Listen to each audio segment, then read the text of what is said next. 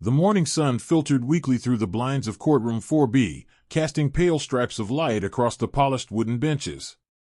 The room carried that usual pre-hearing tension, a blend of whispered conversations, shuffling feet, and the unmistakable anticipation that Judge Judith Scheindlin would soon sweep in with her trademark sharpness.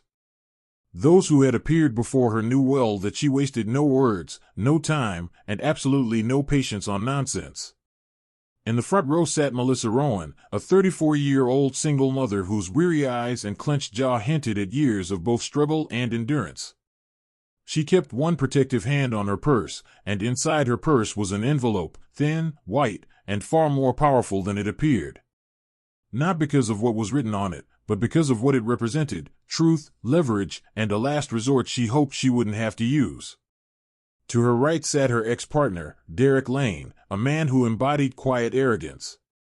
He lounged slightly in the chair, legs stretched out, acting as though this was an inconvenience rather than a legal proceeding. Derek was the kind of man who could charm any room, except this one.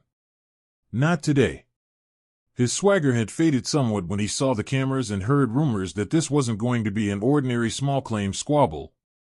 Not with Judge Judy presiding. Behind them, spectators whispered theories about what might unfold.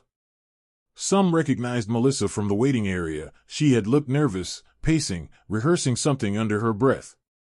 Others noticed Derek smirking in her direction from time to time, as though confident she would crumble before things even began. But Melissa wasn't the same woman she had been the day she finally left Derek. She had spent years rebuilding herself, brick by emotional brick.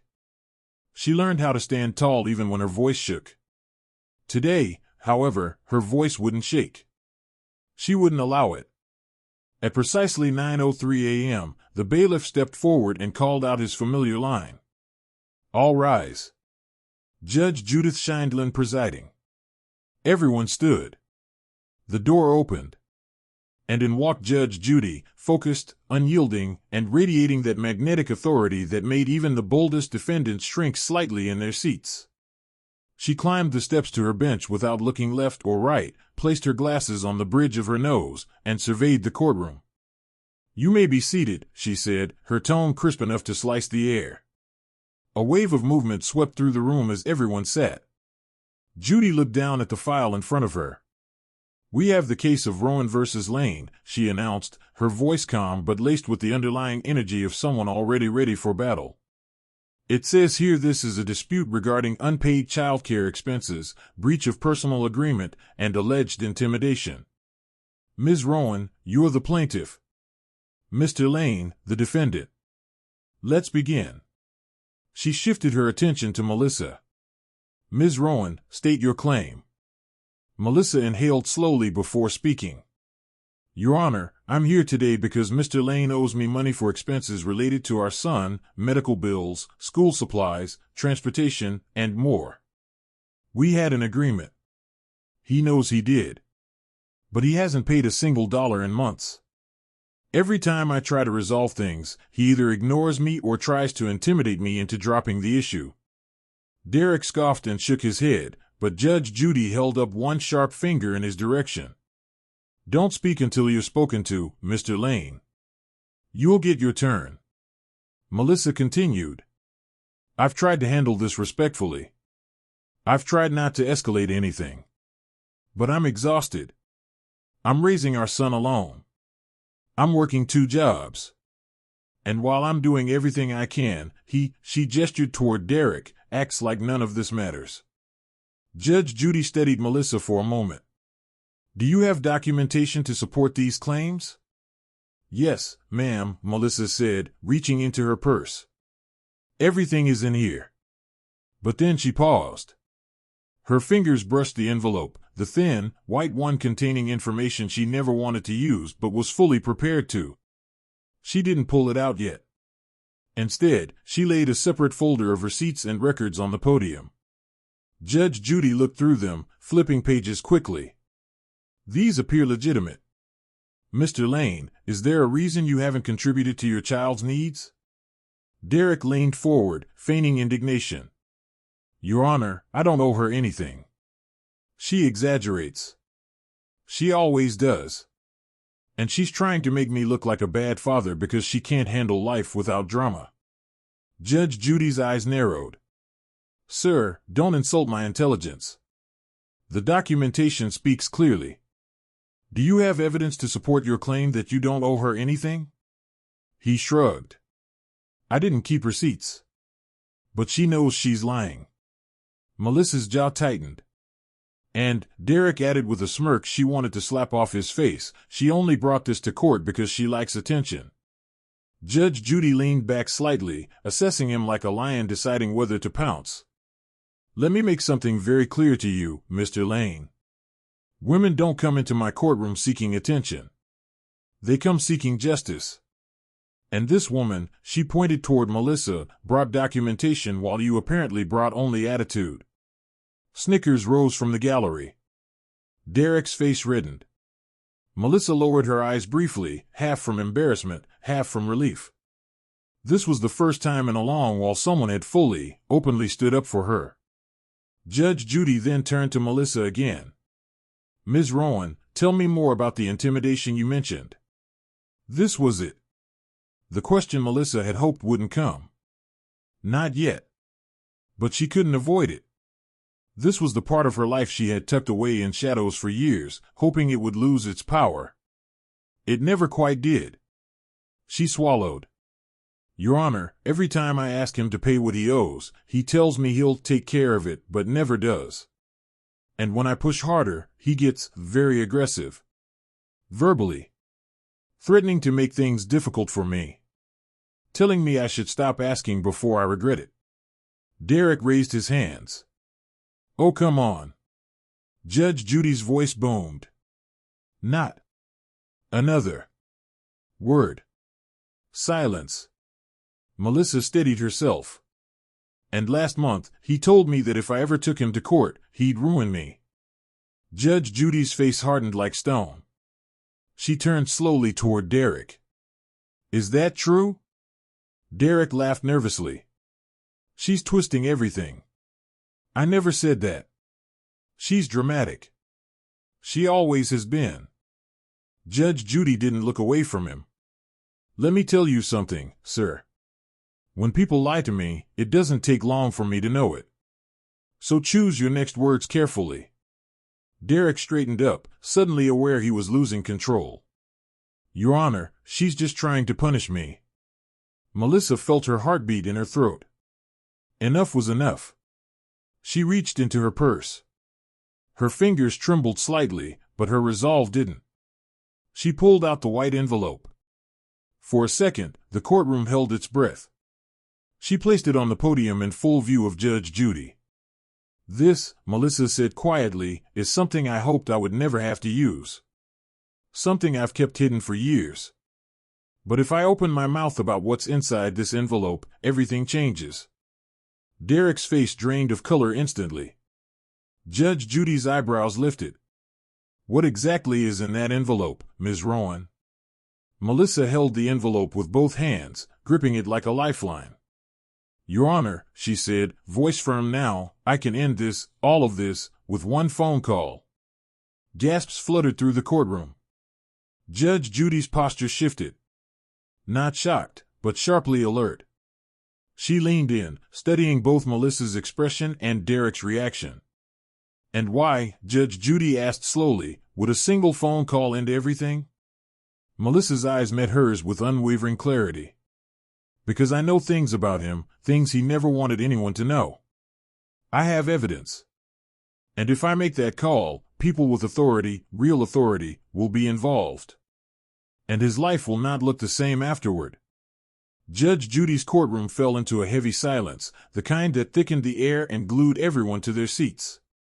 Judge Judy placed her hands on the bench. Ms. Rowan, she said, her voice lower, steadier, I need you to explain what you mean. Fully. And truthfully. Melissa nodded once. I will. But before I do, I want you to know something important. I'm not here to destroy him. I don't want revenge. I'm here because I'm tired of being pushed into corners.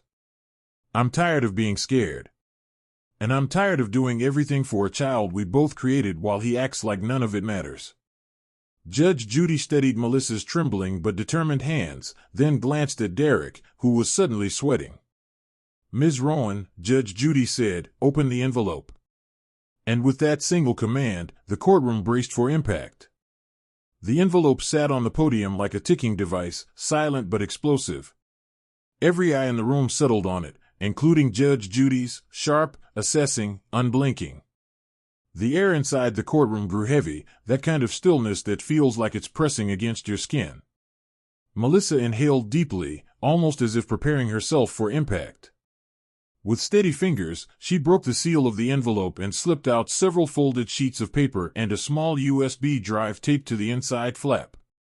Judge Judy leaned forward. "Ms. Rowan, what are these documents?" Melissa didn't answer immediately. Instead, she took a moment to look over at Derek. He wasn't smirking anymore. His jaw was rigid, eyes wide, chest rising and falling with quick breaths. For the first time since they sat down, he looked genuinely afraid. Melissa spoke. "These are records of things I never wanted to reveal. Things I thought I could ignore. But I kept them because I knew, one day, if he pushed me far enough, I'd need to protect myself and my son." Derek stood abruptly. "Your Honor."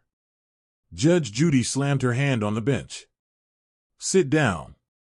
Now." The sound echoed. Derek sank back into his seat, shaking his head but silent. "Continue, Ms. Rowan," Judge Judy ordered. Melissa unfolded the papers one by one. "Your Honor, inside this envelope are bank transfer receipts, messages, and audio recordings. These documents show that Derek has been involved in activities that aren't legal. Activities that put my son and me at risk without my consent. I kept quiet because I didn't want to get dragged into anything dangerous. I just wanted a peaceful life." Judge Judy stiffened. "Are you telling me this evidence pertains to criminal behavior?" Melissa nodded. "Yes, Your Honor. Direct involvement." There was a collective gasp, followed by scattered murmurs. Judge Judy raised a hand to restore order. "Quiet." She extended her other hand. "Bring the documents to the bailiff." Melissa walked forward and handed the envelope's contents to the bailiff, who delivered them to the bench. Judy began flipping through the papers with quick, practiced movements. Bank transfers to anonymous accounts. Screenshots of messages. Short transcripts of threatening voicemails. Each piece added another layer of gravity to the atmosphere. Derek's leg bounced uncontrollably under the table. After several minutes, Judge Judy placed the documents down and looked at Melissa. "Explain the nature of these audio files." Melissa pointed toward the USB drive. "On that drive are recordings of phone calls Derek made while he was staying at our apartment 2 years ago. He didn't know I overheard some of his conversations. And he didn't know my phone automatically backed up audio from the baby monitor because it picked up voices from the living room." Judge Judy blinked slowly. "Are you implying that these recordings contain discussions of criminal activity?" "Yes, Your Honor." Derek slapped his palm on the table. "This is insane. She's making it sound worse than it is." Judge Judy didn't even turn toward him. "Mr. Lane, if you speak out of turn again, I'll have you removed from my courtroom." "But..." "One more word." Derek swallowed the rest of his sentence. Judge Judy returned her attention to Melissa. "Who else knows about these recordings?" "No one," Melissa said. "I didn't trust anyone enough to tell them. I didn't want trouble. I only kept them because if anything happened to my son or me, I wanted someone to know the truth." "Ms. Rowan, why didn't you go to the police?" Melissa exhaled shaky breath. "Because I was terrified. I knew if I reported him, Derek wouldn't go down quietly. He'd retaliate. He always said he had people who could make problems disappear. And honestly, I didn't know who to trust. I'm a single mom, Your Honor. I didn't want my son growing up in fear, or without a father entirely." Judge Judy sat back, processing. This wasn't the typical petty argument over money or property damage. This was deeper. Darker. The kind of case that had consequences beyond the four walls of her courtroom. "Ms. Rowan," she said, voice now carrying a weight it hadn't earlier, "you said you could end this with one phone call. Is that phone call to law enforcement?" Melissa nodded. "Yes. To a federal contact." A thunderbolt ran through the courtroom. "Federal contact?" Judge Judy repeated. "Yes, Your Honor. A family friend. Someone who works in an agency I prefer not to name publicly unless necessary." Derek shot to his feet again. "You're bluffing. You've never known anyone like that." The bailiff moved toward him, but Judge Judy raised a hand to stop him. "No," she said sharply. "Let him stand. I want to see his eyes when I say this." Derek froze. Judge Judy leaned forward, gaze piercing. "If even half of what Ms. Rowan claims is true, you are in very, very deep trouble. And if you think raising your voice or pounding the table impresses anyone here, you're as foolish as I'm beginning to suspect." He sank back into his chair. Melissa continued. "I didn't want it to come to this. I didn't want to expose anyone. But I can't let him keep threatening me. I can't keep living like this. My son deserves better." Judge Judy turned toward the bailiff. "Get me a laptop. I want to hear at least one audio file." The bailiff nodded and returned moments later with a small courtroom-issued laptop. Judge Judy inserted the USB drive herself. Her eyes scanned the list of files. "Ms. Rowan," she said, "which of these demonstrates what you described?" Melissa hesitated. "The one labeled monitor_17_audio. That's the one where he discusses arrangements." Judge Judy clicked the file. The courtroom fell completely silent. A crackle filled the speakers. Then a familiar voice, Derek's, came through, low and annoyed. "Yeah, I told you I'll get the cash. Just relax. I've been moving things for weeks. She doesn't know a thing. She's too busy with the kid to notice anything. I said I'll deliver Friday. Yeah, same place. Once he gets his cut, we're done." Then another voice, faint and unintelligible, responded. Derek continued, "Look, don't bring up my name again. If this goes sideways, I'm not taking the fall." Judge Judy paused the audio. A heavy stillness settled, not one person moved. But Derek did. He lunged half out of his chair. "That's taken out of context. That doesn't prove anything." Judge Judy slammed the laptop shut. "Oh, it proves far more than you think." She folded her hands on the bench. "Mr. Lane, what exactly were you moving? And why are there anonymous cash transfers in amounts consistent with small-scale trafficking?" Derek's mouth opened, but no sound emerged. He looked like a man watching the walls of his life collapse around him. Melissa spoke softly. "Your Honor, this is why I said I could end everything with one call. If I contact my family friend and hand over everything in that envelope, Derek will face charges that go far beyond anything in this courtroom." Judge Judy's voice dropped to a controlled, chilling calm. "Mr. Lane, do you understand the seriousness of this?" Derek looked at the papers, the USB drive, the judge, and finally at Melissa. His arrogance had dissolved entirely. I didn't think she kept anything," he whispered. That single sentence hung in the air like an admission. Judge Judy nodded once. "The court understands perfectly." She tapped her pen on the bench.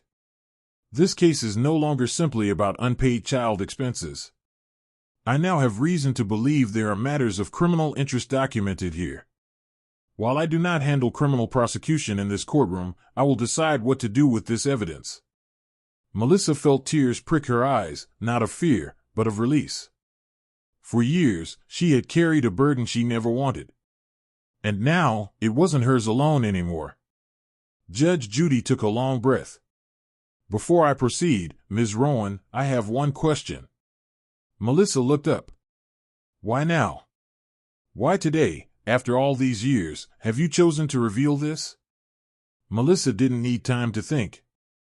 Her answer had been lodged in her heart for a long time. "Because I realized something, Your Honor," she said, voice steadying. "Keeping quiet was destroying me more than exposing him ever could. And my son deserves a mother who isn't afraid. A mother who stands up for herself. A mother who refuses to let fear shape her future." Judge Judy nodded slowly. A powerful truth. She closed the envelope and placed her hand atop it. "This evidence will be handled appropriately," she said. "But first, we will finish the civil case at hand." She peered down at Derek. "And then, Mr. Lane, we will discuss what happens next." The tension in the air felt almost electric. Even the cameras seemed to hold their breath as Judge Judy closed the envelope and placed it neatly beside her. No one shifted. No one whispered.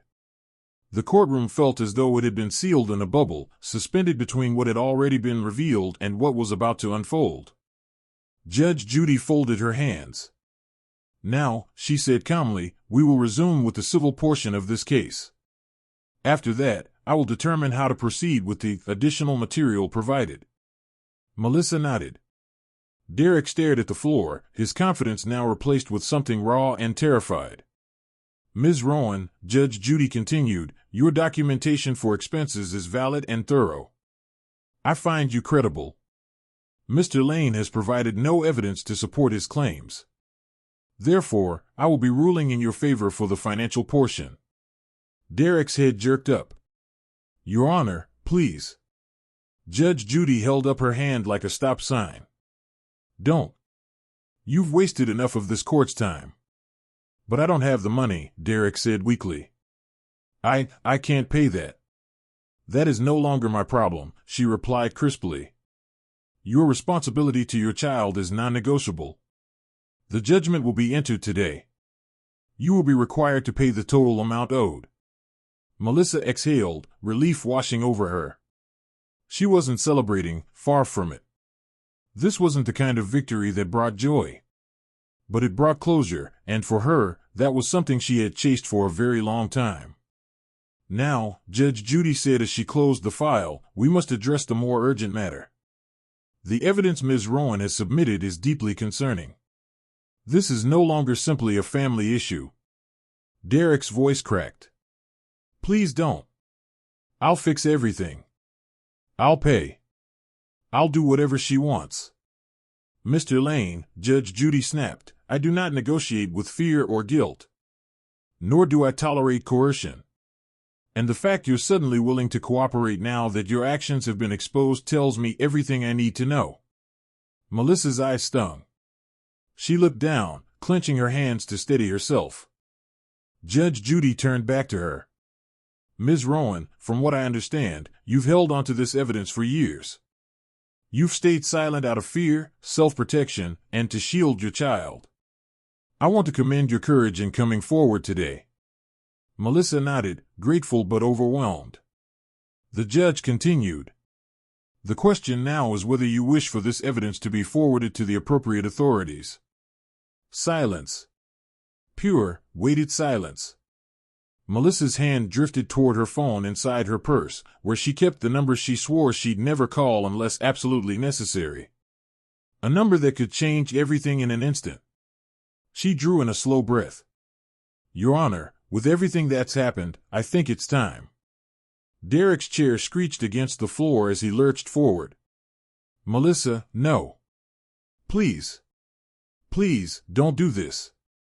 For a moment, something flickered in Melissa's expression, a ghost of the woman she used to be. The one who would fold under the sound of his voice, who would second-guess herself because he taught her to. The woman who once mistook fear for loyalty. But that woman was gone. Melissa rose. "Your Honor, with your permission, I'd like to make the call." Judge Judy nodded. "You may." A ripple of astonishment swept through the gallery. People leaned forward. The cameras tightened their focus. The bailiff stood subtly straighter. Even the clerk set down her pen. Melissa's fingers trembled slightly as she reached into her purse. She pulled out her phone, cracked case, scratched screen, worn edges. A testament to years of being dropped on the floor while juggling motherhood and chaos. She unlocked it and scrolled to a contact labeled simply, AG line, emergency only. She hadn't called the number in years. She didn't know what she'd say, but she knew she had to. Ms. Rowan, Judge Judy said gently, you may step into the hallway to make your call. Melissa shook her head. No, Your Honor. I'm making it right here. Derek paled. Judge Judy nodded once, respectfully. Proceed. Melissa pressed the call button. The ringing filled the courtroom, echoing off the walls. 1 ring. 2. 3. Then a click. A voice, firm, professional, direct, answered. This is Special Agent Carter. State your name. Melissa swallowed. It's Melissa Rowan. A beat of silence. Then the tone on the other end shifted instantly. Melissa? Is everything all right? Yes, she said, voice steady. Actually, no. I need to activate the precautionary protocol you mentioned years ago. Judge Judy's eyebrows lifted slightly. The courtroom froze. Agent Carter responded immediately. Is the subject present? Melissa glanced at Derek. Yes. Is there risk of harm? No, she said. Not right now. I'm in a courtroom. A pause. Are you with a judge? Yes. Do you have the evidence with you? Yes. Another pause, longer this time. When Special Agent Carter spoke again, his voice carried a heaviness that made Derek visibly fold into himself. All right, Melissa. By activating this protocol, you are requesting formal review and initiation of an external investigation. Once you confirm, the process cannot be undone. Do you understand? Melissa closed her eyes. I do. Judge Judy watched carefully but did not interrupt. Before you confirm, Carter continued, I need to ask, are you sure you want this? The process will be thorough. It will be long. And it will change things. Melissa opened her eyes. They were shining with tears, but they were not tears of fear. They were tears of release. Tears of finality. Tears of stepping into the woman she was always meant to be. I'm sure, she whispered. I want to proceed. Behind her, Derek whispered, No, please.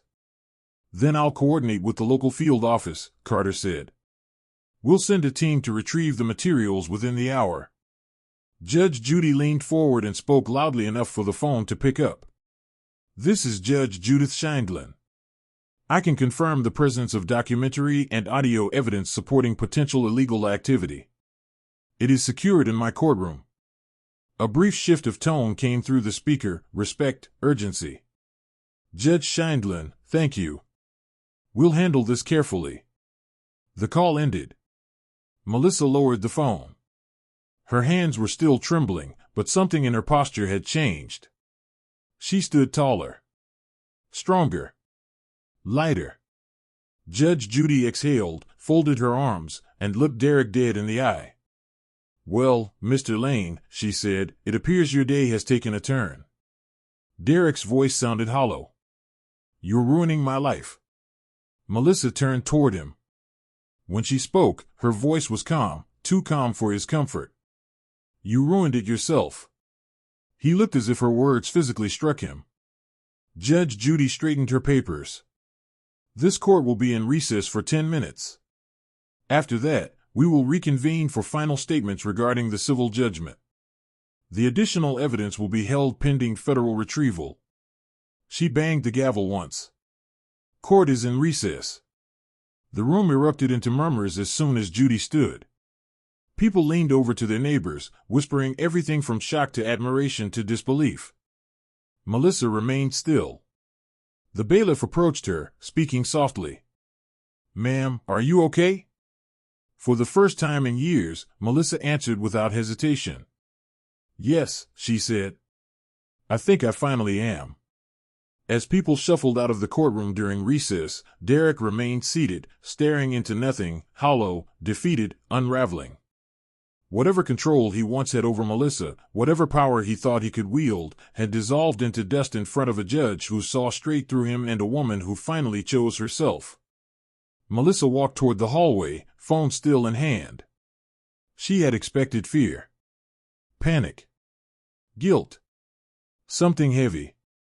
Instead, she felt like she'd stepped out from under a sky that had been storming for years. For the first time, there was sunlight. Judge Judy walked past her on the way to chambers and paused, just for a moment. "Ms. Rowan," she said quietly, "you made the right decision today." Melissa nodded. "Thank you, Your Honor." But Judge Judy's expression softened, only slightly, the way a guard dog softens when it recognizes strength in someone who once cowered. "No," she corrected. "Don't thank me. You thank yourself. What you did took courage. Many people never find it." Melissa's throat tightened. "I was scared." "Courage," Judy replied, "is doing what's right even when you are scared." Then she continued toward her chambers, leaving Melissa with a new truth settling into her bones. She had changed the course of her life. With one call. With one moment of bravery. And for the first time, Derek wasn't the one in control. He never would be again. The courtroom felt different when recess ended. The energy had shifted, softened in some places and sharpened in others.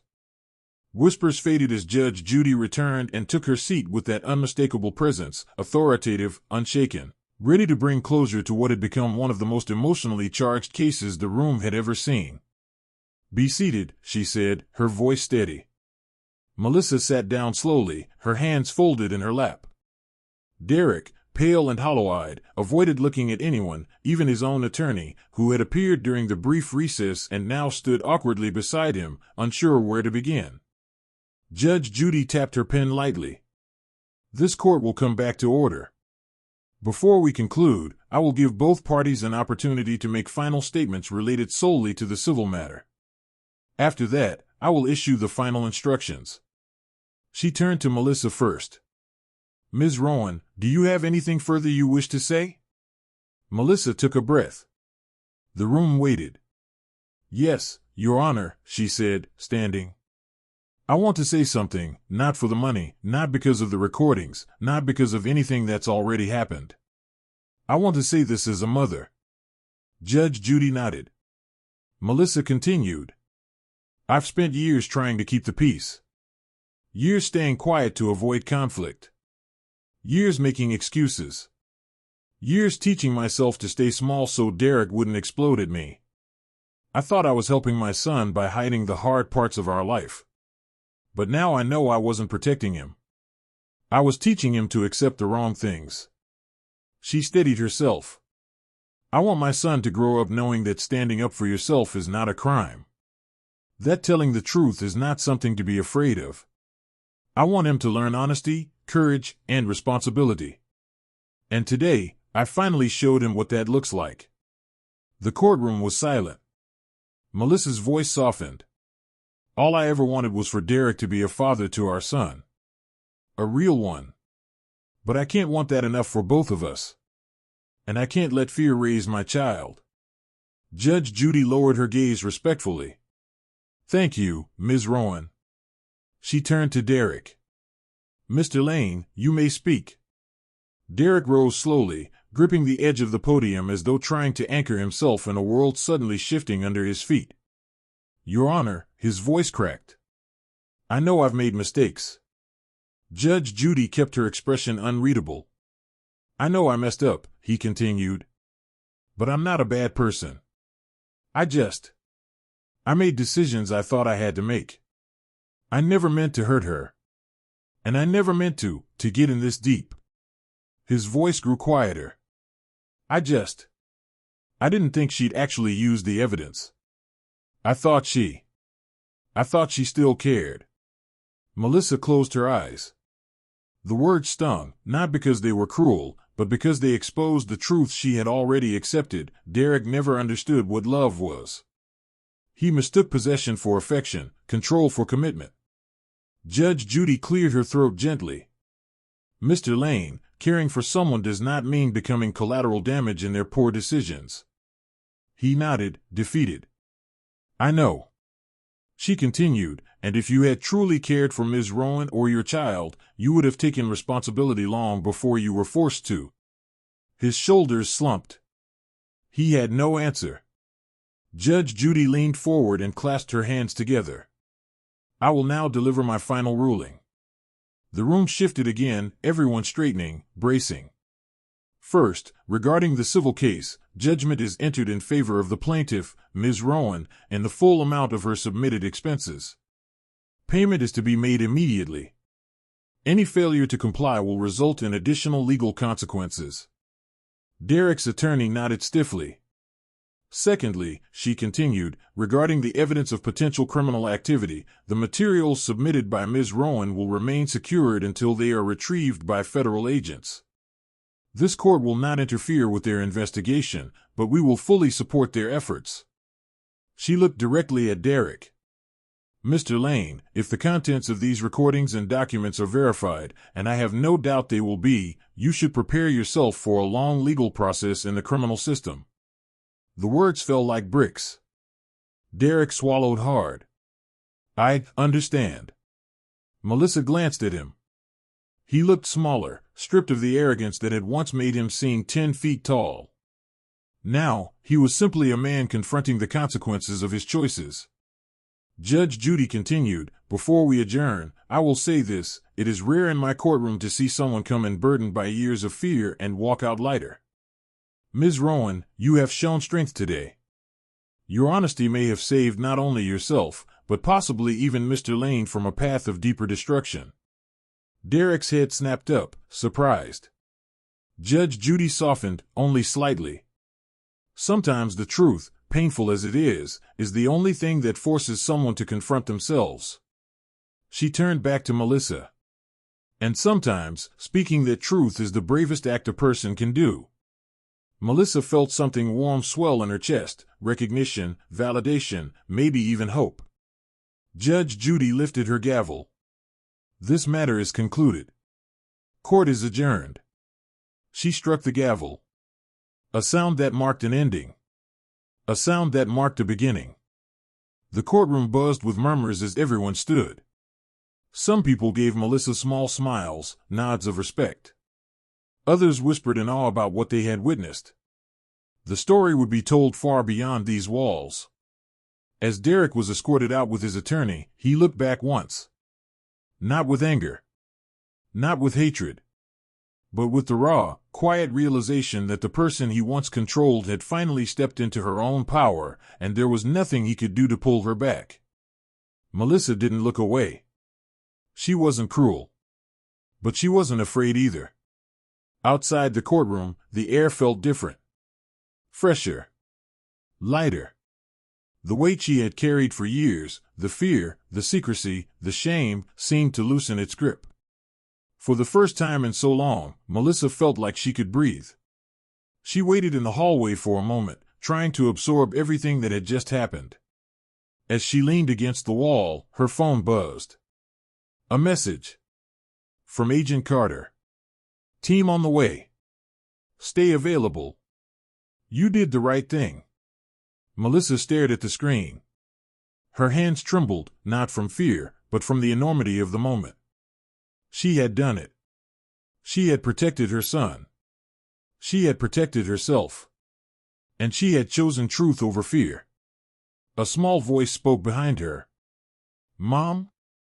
Melissa looked up to see her sister walking toward her with her son, a small backpack slung over his shoulder. He ran into her arms. Mommy! Are you okay? Melissa hugged him tightly. She breathed in the scent of shampoo and crayons, the scent of childhood innocence she'd fought so hard to preserve. I'm okay, baby, she whispered into his hair.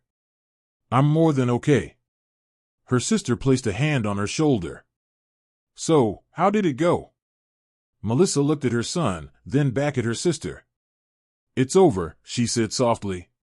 Finally. They stepped outside the courthouse. The sky above was bright and clear, sunlight catching on the windows and pavement. It felt symbolic, a world washed clean after a long storm. As they walked toward the car, Melissa felt her son's small hand slip into hers. He looked up at her, eyes shining. "Mommy?" "Yes, sweetheart." "Are we safe now?" She knelt down, cupping his face gently. "Yes," she said, her voice filled with truth and certainty. "We're safe now." He smiled, trusting her without question. Melissa straightened, glancing back once toward the courthouse doors. Not because she feared what came next, but because she wanted to acknowledge what she had left behind. Fear. Silence. A life lived in the shadow of someone else's choices. She turned forward again, her step steady, her heart steadier. She had taken the evidence. She had made the call. She had stood up to the man who once held power over her life. And she had walked away stronger. Some endings aren't dramatic. Some endings are simply a woman choosing herself. A mother choosing her child. A survivor choosing truth. And Melissa Rowan had chosen all three.